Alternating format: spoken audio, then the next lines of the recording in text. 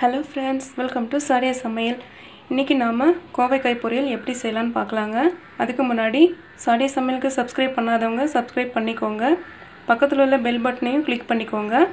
இன்னைக்கு நாம கோவைக்காய் பொரியல் செய்யிறதுக்கு என்ன பொருட்கள் தேவைன்னு பார்த்துக்கலாங்க. நான் ஒரு 1/4 கிலோ கோவைக்காய் எடுத்துர்க்கேங்க.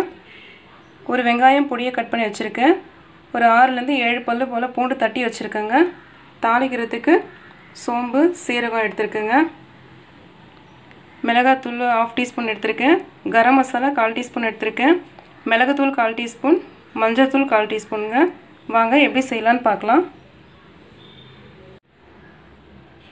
இது போல நீல வாக்குல கட் பண்ணிக்கோங்க. நான் ஒரு கோவைக்காயை 4 பீசஸா போட்டு வச்சிருக்கேன். நீங்க இந்த மாதிரி காயா பார்த்து வாங்கிக்கோங்க. எண்ணெய் ஒரு 3 டேபிள் ஸ்பூன் ஊத்திக்கலாங்க.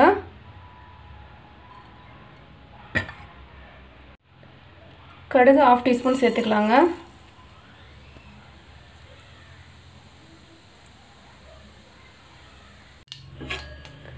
கால் டீஸ்பூன் சோம்பு, 1/4 டீஸ்பூன் சீரகம் எடுத்துக்கங்க, சேர்த்துக்கலாம்.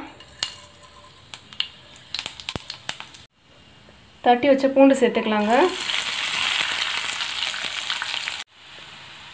பூண்டு வதங்கிடுச்சுங்க. வெங்காயம் சேர்த்துக்கலாம். வெங்காயம் சேர்த்துட்டு நல்லா வதக்கி விட்டுக்கோங்க.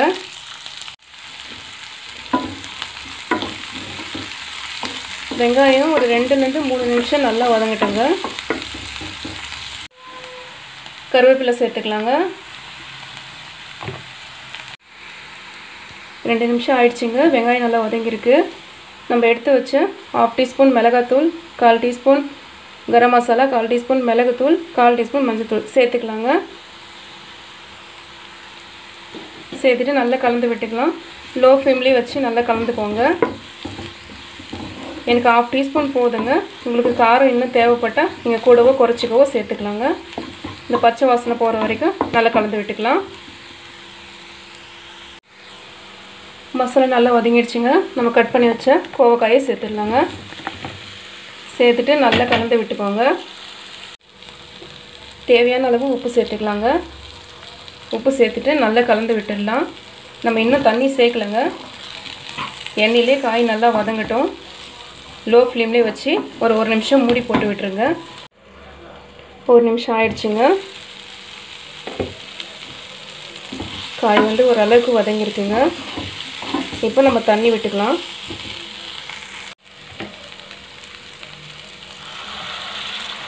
காய் முழுகிற அளவுக்கு தண்ணி விட்டால் போதுங்க.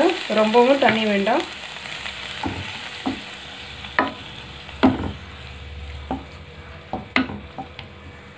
இப்போ நம்ம மூடி போட்டு விட்டுடலாம்.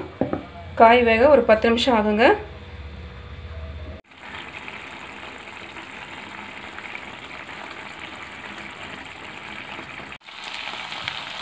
10 நிமிஷம் ஆயிடுச்சுங்க. காய் நல்லா வெந்திருக்கு. பாருங்க, நம்ம ஊற்றின எண்ணெயும் பிரிஞ்சு வந்திருக்குங்க. இப்போ நம்ம கொத்தமல்லி தூவி இறக்கிடலாங்க.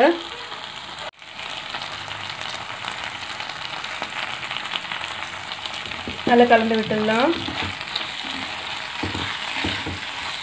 நீங்களும் செஞ்சு பாருங்கள். செஞ்சு பார்த்துட்டு எப்படி இருக்குன்னு சொல்லுங்கள். கோவைக்காய் வந்து ரொம்ப நல்லதுங்க உடம்புக்கு. இப்படி செஞ்சு பார்த்தீங்கன்னா சாப்பிடாதவங்க கூட விரும்பி சாப்பிடுவாங்க.